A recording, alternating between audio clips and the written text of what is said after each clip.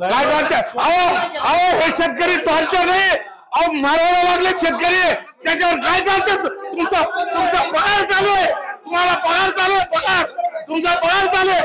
आज शेतकरी उद्ध्वस्त आले शेतकऱ्याची बाजू घ्यायची, तुम्ही सांगताय मी टॉर्चर होतो. अरे काय टॉर्चर होतंय? काय टॉर्चर होतंय? तुम्हाला बसल्या पगार चालू आहे, या शेतकरी उद्ध्वस्त हजार शेतकरी प्रत्येक पंचनाम्यामध्ये बसले पाहिजे.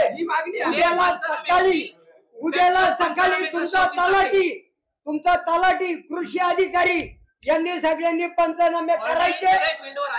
आणि तुम्हाला मी हे पण